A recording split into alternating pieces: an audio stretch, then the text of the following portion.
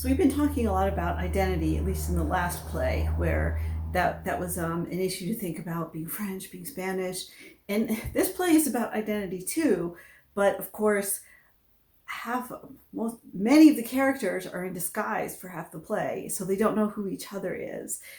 Nonetheless, there are some important things to get established to understand the play. So I would say that there are three sets of characters at the very least, and those can even be broken down into smaller differences.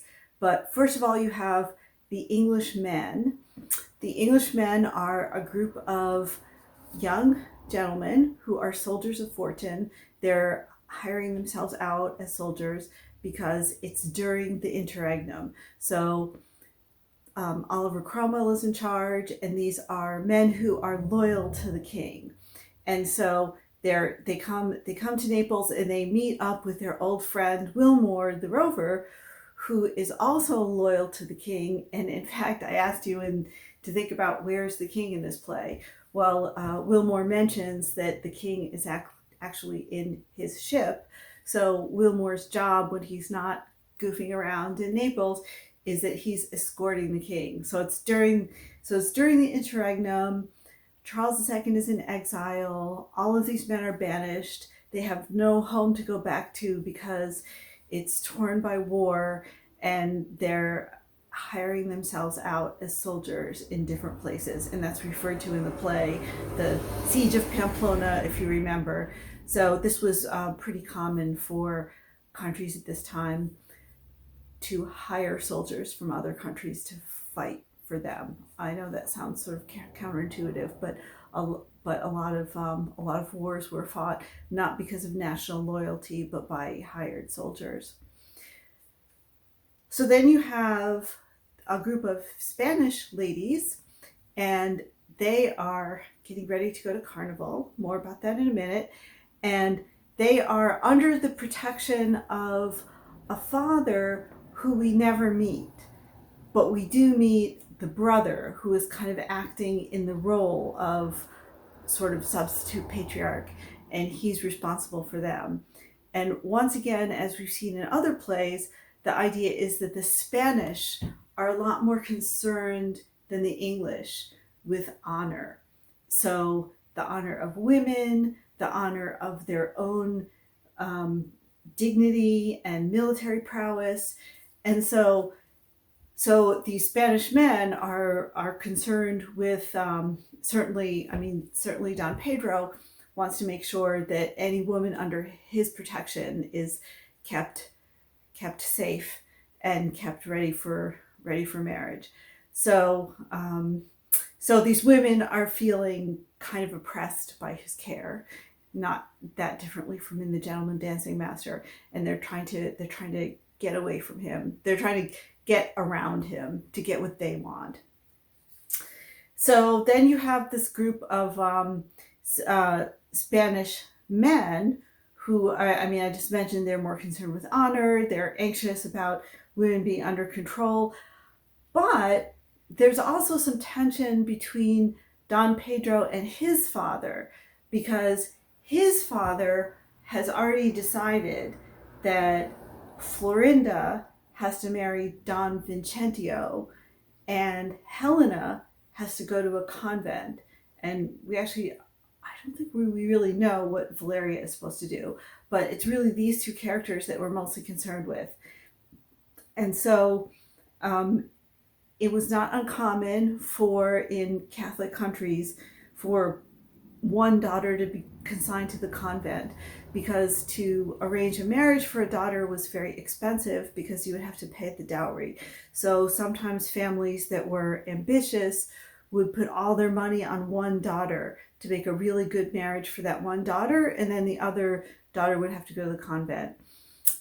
You still have to pay for the convent, and actually, I'm saying it like the convent was a bad thing, but there were women at the time for whom that was their first choice, who really preferred to go to the convent, because convents were places where, according to some women who wrote about them at the time, they felt much more free to pursue their intellectual interests, and they were active in communities and helping people, and they had sort of, in their view, maybe richer lives than women who married. It's kind of an individual choice, and actually there was thought about that in the 18th century.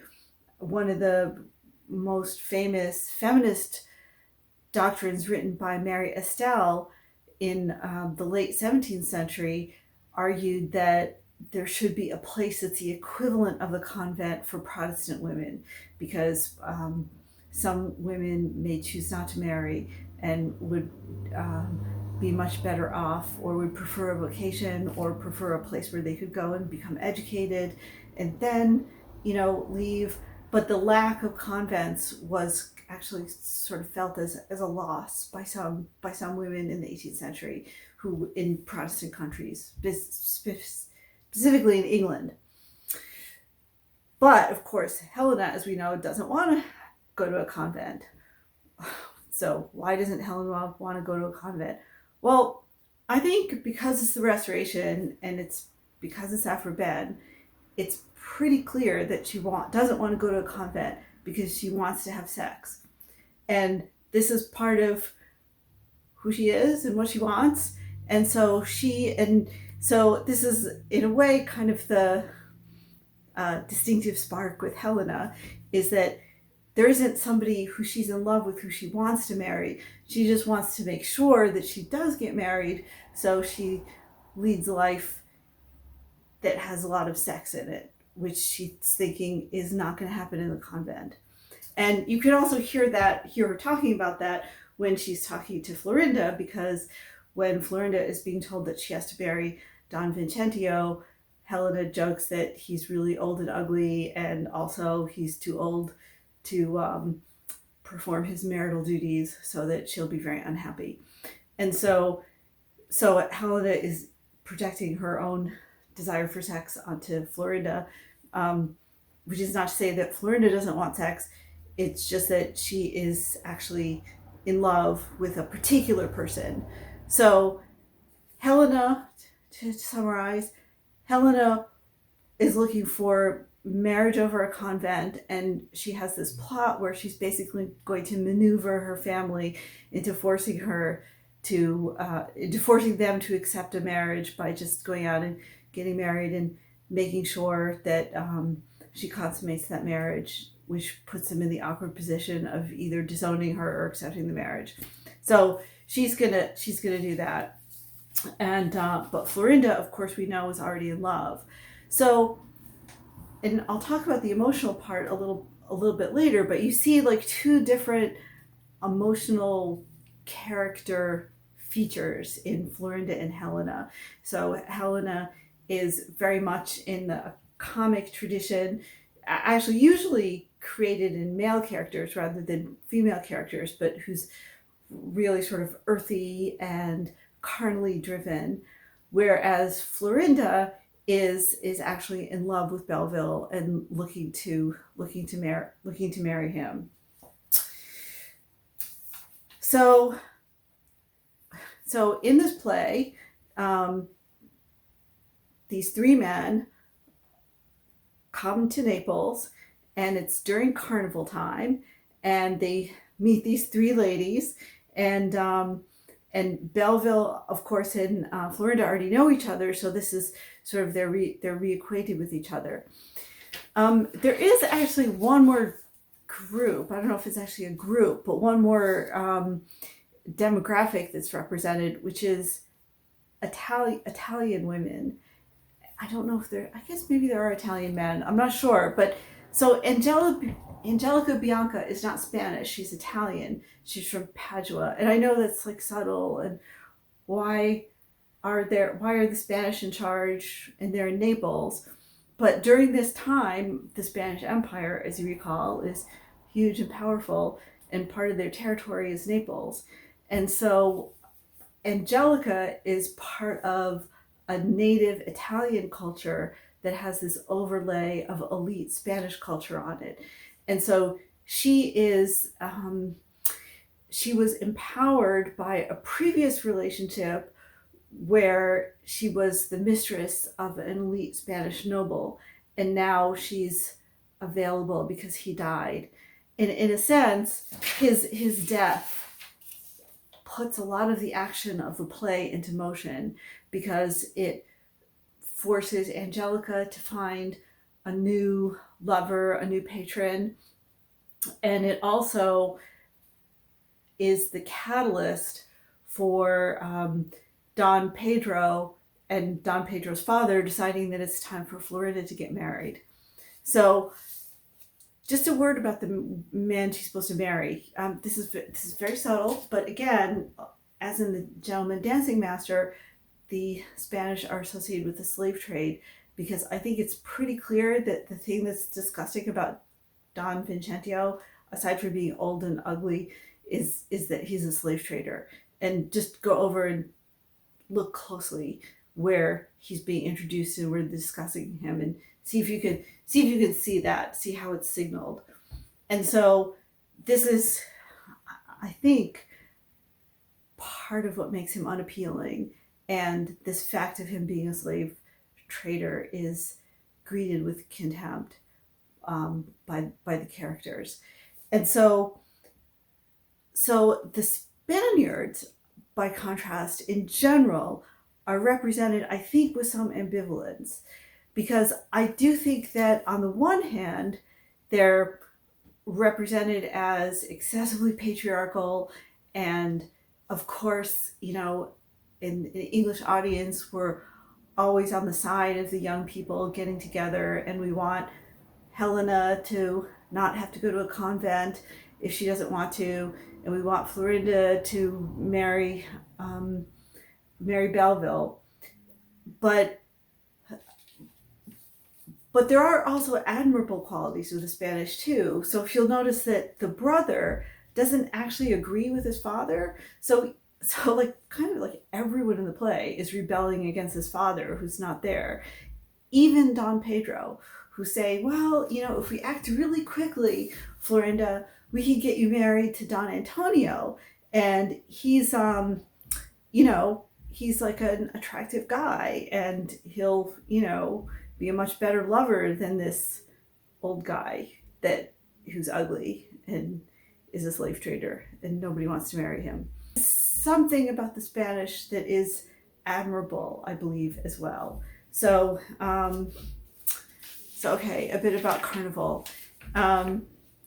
Yeah, Mardi Gras. I mean, if you think about it as Mardi Gras, it's pretty much the same thing. So Lent is over, everybody's having a big party, and part of what's happening is that everybody gets to go around in costume and in disguise. So the young women take this as an opportunity to free themselves from the control of the brother. So let me return now to the English men and what they're doing. So they're not the same either. So Belleville, of course, is more of a romantic hero. He's actually a kind of masculine figure who is only starting to emerge in these plays, in that he is part of a comic scenario, but he is genuinely in love with Florinda, and he's not looking to go around and have sex with as many women as he can, but he is actually in love with this one woman, and he protected her honor and her whole family's honor in an earlier battle. And then you have Wilmore. And so Wilmore is kind of a satire of the libertine. He's a libertine and he's a satire of the libertine. So a libertine is, I don't believe we've actually had any admirable libertines so far in the plays we've read, but there are other plays in which there are libertine characters who are the ones that are the envy of all the women, the envy of all the men, and the admiration of all the women.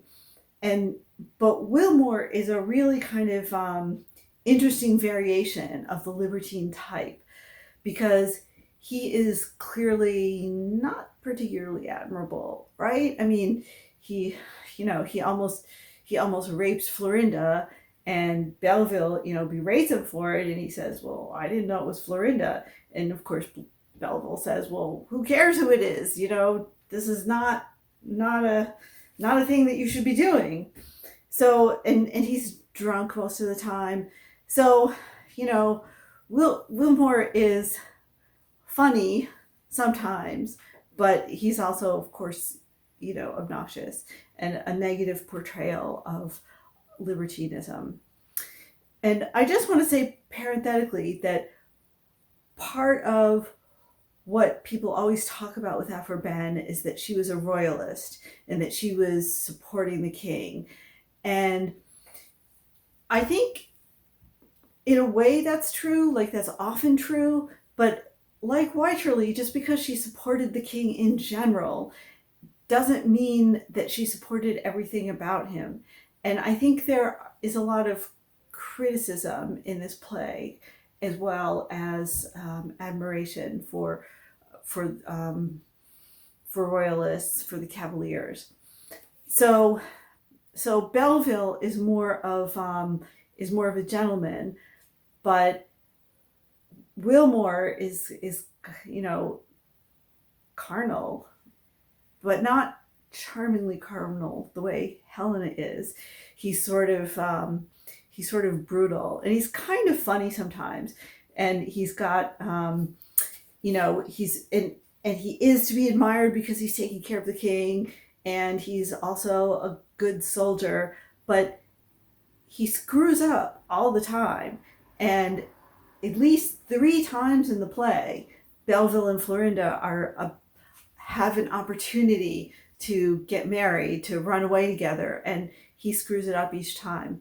And so he's kind of a buffoon, and he's also a little bit dangerous and a little bit unpredictable. So Wilmore is not really admirable, I think, entirely admirable. So there's a rumor that he's based on the John Wilmot, Earl of Rochester, a notorious rake in the Restoration. You know, I don't know if it's true. There are many characters on the Restoration stage who are said to be associated with this particular figure. So I don't know if that's true, but anyway, I think Wilmore is, the audience is aligned with him because he's English, but he's kind of an embarrassing representation of humanity, especially when you compare him to the dignity of the Spanish characters. So while Wycherley's play kind of makes fun of people who admire the Spanish, I think in this play the Spanish are kind of outright admired in some ways, in other ways not, because they're excessively patriarchal, as they are in the Wycherley play. But there are some, and finally, I think the most important thing to notice is that within every national group in this play, and in everything else you're going to read in the Restoration, there are differences within the groups. So it's not like the English, you always know if they're English that they're, you know, excellent and we're aligned with them. There are idiots on the English side and respectable people as well. And the same with the Spanish side. And we don't really get enough of the Italians to kind of have that depth. But we do have Angelica Bianco, who I'll get to as well, who's a very interesting character. So with the English men, there's a third one named Blunt, who I'll say a few words about. So I don't know if you were able to pick up the cues about this, but he's traveling with them, but he's not a cavalier. Like, he didn't fight on the side of the king. And so that's why he still has money and he still has his property. And so Blunt is going to be made fun of because he's on the wrong side politically in this play. And so he's naive, and he gets to Spain and to Naples, and he thinks that Lucetta is attracted to him, and she's so lead and she's attracted to him, but in fact she's going to make a fool out of him. So that's kind of this fantasy of defeating the Puritan Puritan side. I mean, he's not a Puritan, but he did not fight with the Cavaliers. So Wilmore's kind of complicated because he's a Cavalier and he's helped the cause, but at the same time, he's kind of a awful person and disturbing, sort of unpredictable. So there are ways in which, some small ways in which this play embraces nationalism, in that there's a kind of urgency to these three men who are banished, and the audience watches them, and they know that they will be, if they survive this moment in their lives, that their monarch will be replaced on the crown, on the throne, and that they will be coming back. But on the other hand, if you'll notice, like, all of the marriages are across national boundaries. So Belleville and Florinda, Helena and Wilmore, Frederick and Valeria, they're kind of these three matches that are ways of bringing the English and the Spanish together. So even though there's a kind of comic difference made between these characters, there's also a sort of a union of them at the end, and that each English character has a kind of mirroring Spanish type of figure. So let's talk a little bit about Angelica Bianca, who's a very important character in this play, but she's a little different, from these other characters, in that she is a prostitute or a high-class mistress. She's been under the protection of the Spanish general who's died, so now she's out there on her own, and she's looking for a new lover. But it is interesting that she is under the umbrella of this exact same family of the virginal ladies who are going to get married. So this might be a good time to say a few things about Aphra Behn, who is said to be the first woman in the English tradition to make a living as a writer. You could say that's true. There are ways that other people have said, well, there were religious women who wrote sermons before this, and under Cromwell there were women preachers, and you could say that they were writers, whatever. But she was indeed, had no other source of income that we know of than her writing. She was the second most popular playwright of the Restoration. There was only one writer who had more plays produced than Aphra Behn, and that was John Dryden, who you read earlier. So she was very popular. Her plays were successful. She also wrote novels. We're going to read one of her novels or novellas later very soon, I think next week. But she was originally a playwright, and she was very, very successful at that. And so there are some things in this play that you might say that are a little different because it's written by a woman. There are things that aren't any different, but there are some things that maybe are different. And a lot of criticism has focused on this figure of Angelica Bianca, who's this high-class prostitute, and as such, she's independent. She doesn't have to deal with a father or brother telling her what to do, and she's very beautiful, so all the men are fighting over her. And then she meets Wilmore, and she has this experiment of, suppose, we just put aside all of our other ambitions and just agree to be lovers. And that sort of works for a little while, but then Angelica herself lets slip that Helena has a lot of money. So Helena's been kind of chasing Wilmore disguised as a gypsy, and Wilmore genuinely doesn't know who she is until Angelica actually says this, because she assumes that Wilmore knows who she is, and then she kind of lets it slip, and he acts like he knew all along, but in fact he didn't.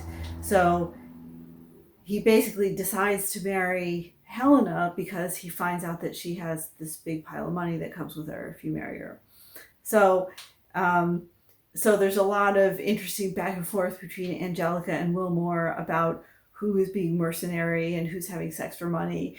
And Angelica has this great speech where she says, well, you're accusing me of having sex for money, but that's basically what all the men do because you're only going to marry somebody if you get enough money, which was, kind of pretty much true. That although I have to say that people didn't really object to it. It wasn't considered, it was in fact considered selfish not to consider the financial status of the person you marry, because then you'd really be depriving your family of that income. So, so Angelica's kind of defeated by Helena because of something that she let slip. And then, Wilmore ends up going and presumably marrying her. We don't really know if he does at the end, but we presume that they're somehow paired, and that's really good for Wilmore because he gets some money. But it is kind of interesting to note that the wealth is coming from Spain, not from England. From England, I don't know what the English have to offer actually in this play. Belleville again seems like a skilled soldier and a decent human being, but Wilmore is a little embarrassing, which might have been how the English felt about their status in relation to the Spanish. Because if you look at Wilmore compared to the Spanish men, well, okay, so Don Antonio is kind of sleazy, but Don Pedro is really a decent human being. I mean, he wants what's best for his sister. He thinks that he's kind of solving her problems by giving her both wealth and a handsome young husband. But then, as it is revealed to him that Antonio is actually not devoted to Florinda the way he should be, then he's willing to accept the other suitor. So that's just a really general overview. There's lots of details that can be discussed. There's a lot of danger in this play, especially to the women. So they're living in this environment where every time they leave the house, there's some threat to them, and they have to hide and be in disguise. And so that's part of the play. Also, the having all these conversations with people when you don't know who they are is part of the play too. The whole disguise. Helena is a gypsy, and then she's a boy. In another scene, she dresses up like a page, so she's disguised twice. Wilmore goes through this transformation where he arrives in buff, which is like a buff is actually a color, but it's like camel colored, leather sort of jacket, kind of knee length jacket sort of thing. And he's wearing that, and everyone's commenting about how much he smells. And then when he has the affair with Angelica Bianca, she buys him new clothes and cleans him up, and so he reappears in these great clothes. There's a great joke about Blunt, who is seduced by Lucetta and then dumped out in the street. I guess there's like a trapdoor in her bedroom or something. It just dumps him out there in his underwear. So that is hilarious on stage because he's in his underwear for half the play. And but of course clothes were very expensive and very valuable, so she got all of his clothes and everything that was in his pocket too. So she got his money as well. And then the funny joke at the end is that he has to wear Spanish clothes, just like Monsieur de Paris had to do. And so that is clearly considered ridiculous. The ridiculousness is probably in maybe his, they probably don't fit, and they're kind of like basically above his station, I would say. Like Blunt has money, but he doesn't have the prestige of the other characters, and so and he probably looks so. If you stage this, you have to make Blunt look ridiculous at the end in these clothes, and so the characters are always are changed throughout the play, and a lot of their changes are manifested in wardrobe and how they appear, which is um, as I mentioned before, that this theater is much more visual than Shakespeare's theater, and you can actually see it in the plot of how the visual aspects of the stage were must have been really important and comical as well.